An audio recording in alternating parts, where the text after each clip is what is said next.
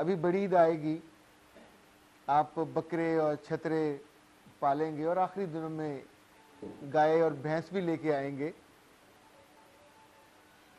کبھی نوٹس کیجئے گا, جب سے آپ بچے تھے, جب سے ہم بچے تھے, ہم نے بکریوں کو ہمیشہ اسی حالت میں دیکھا. بکرے بھی ایک ہی شکل کے ہوتے ہیں, نہ ان کو اینک لگانی آتی ہے, نہ ان کو پڑھنا آتا ہے, نہ ان کو ٹی وی دیکھنا آتا ہے, نہ ان کو باتیں کرنی آتی ہیں. دکان پہ بیٹھ کے وہ کام بھی نہیں, وہ مال بھی نہیں بیچ سکتے, وہ کیمرہ بھی نہیں چلا سکتے, وہ موبائل بھی نہیں سن سکتے. کچھ شعور کی چیزیں ایسی ہیں جو وہ زندہ ہیں, سانس لیتے ہیں, کھاتے ہیں, پیتے ہیں, بچے دیتے ہیں, ان کی زندگی چلتی ہے. جو ہم کرتے, اس کا مطلب یہ ہوا کہ رب نے کچھ ان کو دیا ہے پر ہم کو ان سے بہت زیادہ دیا ہے. آپ گینڈے کا شاید طاقت سے مقابلہ نہ کر سکیں, دھکا لگائیں, اس کے ساتھ زور آزمائی کریں تو اپنے وہ ایک ہی سینگ سے آپ کو جان سے مار دے گا.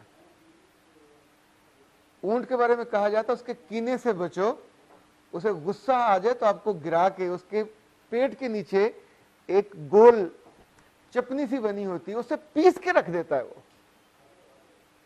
ہڈیاں تک وہ سرما بنا دیتا ہے. وہ اتنا کینا پرور ہے. تو اونٹ کا کینا معروف ہے. ہاتھی غصے میں آ جائے تو سونڈ میں لپیٹ کے ایسے مارتا ہے کہ آپ کی ہڈی پسلی ایک کر دیتا ہے. پر شعور کا یہ عالم ہے کہ جب ہاتھی پیدا ہوتا ہے تب بھی وہ منوں کا ہوتا ہے. لاہور میں رانی ہوتی تھی چڑیا گھر میں, تو میں نے ایک دفعہ اس کے محاوت سے پوچھا کہ اتنی بڑی ہے یہ, اتنی خوفناک, اور تم نے اس کو کھلا چھوڑا ہوا ہے. بچوں کے پاس آتی ہے, سونڈ آگے کرتی ہے, کوئی 10 روپے رکھ دیتا ہے, کوئی 5 روپے رکھ دیتا ہے. اتنا رسک ہے اس کے لیے. تم اپنے 10 روپے اور 5 روپے کے لیے لوگوں کی جانوں کو خوف اس میں ڈال رہے ہو, عذاب میں اور مشکل میں. اس نے کہا نہیں سر, ایسا نہیں ہے. میں نے کہا وہ کھلی ہے, موو کرتے کسی کو بھی اٹھا لے.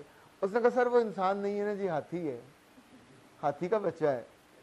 جب یہ پیدا ہوئی تھی تو ہم نے اس کے پاؤں میں سنگل باندھا تھا, اور سنگل 10 فٹ لمبا تھا, ایک پلر سے باندھا ہوا تھا. اس نے بہت زور لگایا,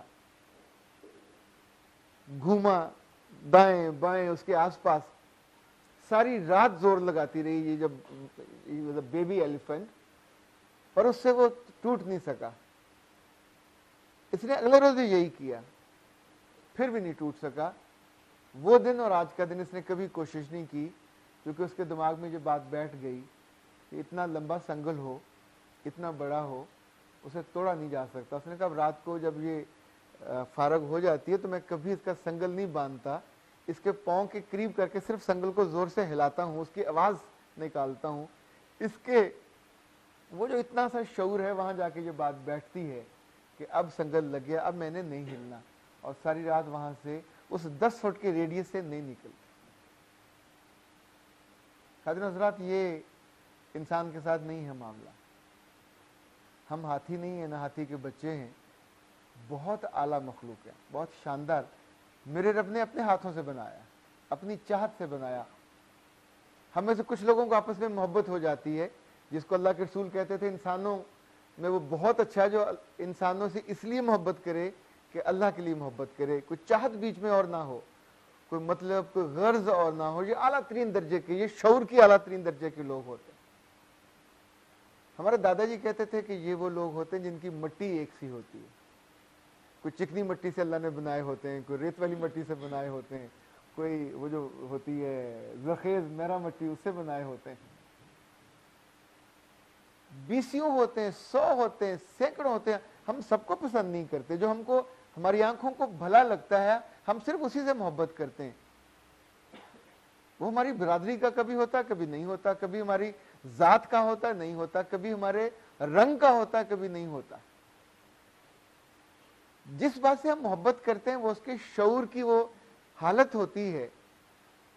کبھی نوٹس کیجئے, کچھ لوگوں کو زندگی میں گالی زندگی بھر نہیں سنی ہوتی, انہیں کوئی نکال دے ماں بہن کی گالی تو وہ بندہ مار دیتے ہیں, قتل کر دیتے ہیں. They have the right. ان کی زندگی کی وہ نفرت انگیز چیز ہوتی ہے کہ گالی ان کو نکال جائے، اور وہ بھی ماں کی گالی۔ کچھ ایسے آپ نے دیکھے ہوں گے ان کے ساتھ بیٹھے ہوئے ان کے دوست، سگے دوست، آغاز ہی یہاں سے کرتے، ان کی ماں کو گالی نکالتے، ان کی بہن کو گالی نکالتے، اور ان کے ماتھے پہ، ان کے سر پہ، ان کی روح پہ جوں بھی نہیں رینگتی۔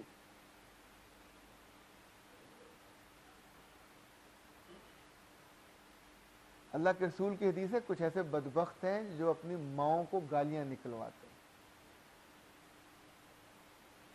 جب کوئی کسی کی ماں کو گالی دیتا ہے تو جواباً بھی پڑتی ہے، اور وہ گھر بیٹھی مفت میں وہ گالی کھاتی۔ کچھ یہ ہیں جن کی شعور کی کمی ہوتی ہے، تو وہ دوستوں کو دوستی کے نام پہ الاؤ کرتے ہیں کہ تم جو بد زبانی، بد لحاظی کرنا چاہو وہ کرو، اور اس کو وہ مائنڈ نہیں کرتے۔ یہ جو شعور ہے یہ یہاں پہ ہے، یہ جو شعور ہے یہ اس جگہ پہ ہے۔ جو آپ اس کو دکھا دیتے ہیں، جو آپ اس کو سنا دیتے ہیں، وہ اس کو محفوظ کر لیتا ہے۔ آپ نے گالی سنی، رد عمل نہیں دیا، شعور آپ کو بتائے گا اگلی دفعہ کوئی بات نہیں، پہلے بھی دی تھی، پہلے بھی تم نے مائنڈ نہیں کیا تھا۔ آپ نے چوری کی، شعور نے محفوظ کیا کہ اس کی نظر پرے ہوئی، آپ نے دیکھا اور اٹھا لیا، اگلی دفعہ آپ کو بتائے گا وہ کہ دیکھو وہ نہیں ہے، اس کا نظر کسی اور طرف ہے، تم یہ دوڑ لگا لو۔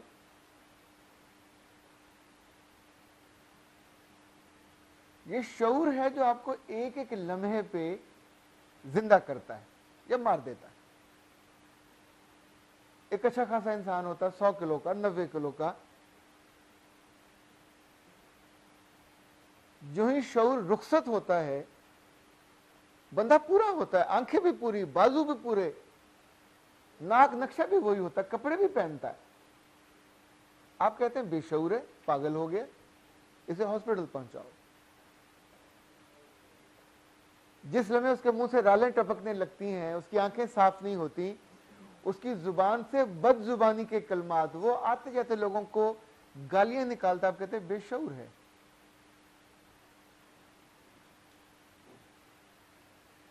شعور کی علامتیں سب کے لیے الگ الگ ہیں۔ میں ابھی آیا تو میں نے خوش بختی سے میری نگاہ اس کتاب پہ پڑی، یہ ابن عباس، عبداللہ بن عباس کی کتاب ہے، تفسیر ہے ان کی۔ میں نے ان کو دیکھا نہیں ہے، پر میں ان سے بہت محبت کرتا ہوں، اس لیے کہ میرے رسول نے ان سے محبت کی۔ یہ ان کی اہلیہ کا بھانجا، ان کے گھر، تب ان کی عمر 10 سال تھی، ان کے گھر گئے، سوئے ہوئے تھے، اللہ کے رسول رات کو اٹھے تو کہا او مننے اٹھ تو بھی، اٹھ گئے۔ آپ نے 5 رکعت پڑھی، انہوں نے نوٹ کی، پھر آپ سو گئے، پھر فجر پہ اٹھے، پھر نماز پڑھنے گئے۔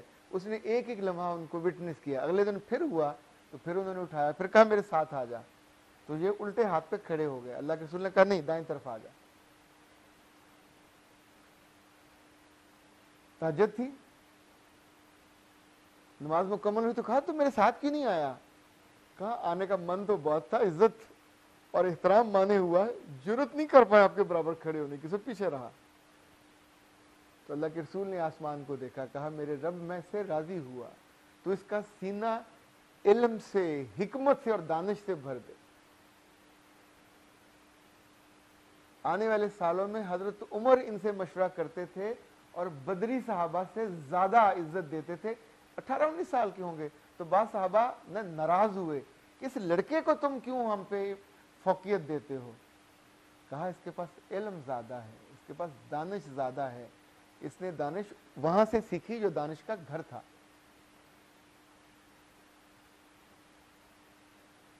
آنے والے سالوں میں ان کے بارے میں کہا جاتا ہے کہ جہاں یہ رہتے تھے وہاں گلیاں چوک ہو جاتی تھی، اتنے لوگ جاتے تھے ان سے ملنے کے لیے۔ پھر لوگ ان کو بتاتے، پھر ان سے کہتے مجھے وضو کراؤ، پھر جب بیٹھتے پھر اپنے خادم سے کہتے اب اعلان کرو جس نے قرآن کے بارے میں بات کرنی ہے وہ پہلے آ جائے، جس نے حدیث کے بارے میں بات کرنی ہے اب اس کی باری، جس نے فقہ کے بارے میں بات کرنی ہے اب اس کی باری، جس نے ذاتی مسائل پہ بات کرنی ہے اب اس کی باری۔ 83 ایئرز اللہ نے ان کو عمر دی، آخر میں نابینا ہو گئے تھے، طائف چلے گئے تھے، ٹھنڈی جگہ طائف۔ شعور کا یہ عالم تھا کہ لوگ ان کی مثالیں دیتے، جس کے بارے میں انہیں علم ہوتا کہ اس کے پاس علم ہے کوئی ایک حدیث کا، اس کے گھر کے باہر جا کے بیٹھ جاتے۔ ان کے جو استاد تھے وہ ایک سانولے آدمی نہیں تھے، کالے آدمی تھے، اور کالے بھی ایسے اللہ کے رسول کے غلام رہے ہوئے تھے، زید بن حارثہ۔ وہ خچر پہ آتے تھے، اور یہ ہاشمی خاندانی آدمی، یہ ان کے پاؤں کے نیچے ہاتھ رکھتے تھے اور کہتے تھے پاؤں رکھیے اور اپنے خچر پہ بیٹھیے، اور وہ کہتے تھے ایسا کیوں کرتے ہو؟ وہ کہتے تھے کیوں نہ کریں، اساتذہ کی عزت اور شعور کی عزت ہے، ہم کو تو یہی بتایا گیا۔ جب تک وہ چلے نہ جاتے وہاں سے جگہ نہیں چھوڑتے۔ اچھا کون ہے جو سکھاتا ہے آپ کو؟ کون ہے جو بڑا بناتا ہے آپ کو؟ کون ہے جو آپ کی نبض، کون ہے جو آپ کے دل، کون ہے جو آپ کی روح پہ ایک جیسے بارش ہو تو پھوار گرتی ہے، یہ جو شعور ہے یہ بھی ویسا ہی ہے، جب آپ کے اندر اگتا ہے، جاگتا ہے، سوتا نہیں ہے، بیدار ہوتا ہے، تو آپ کو لٹرلی نہال کر دیتا ہے، آپ کی روح کو راضی کر دیتا ہے۔ پر یاد رکھیے گا یہ شعور مانگنے سے آتا ہے، یہ طلب کرنے سے آتا ہے، بن مانگے نہیں ملتا۔ یہ بہت قیمتی ہے، بن مانگے تو کبھی کوئی مٹھائی نہیں آپ کو دے گا، وہاں بھی آپ جاتے ہو تو لڈو چاہیے، برفی چاہیے، آپ اس کی قیمت دیتے ہو، لیتے ہو۔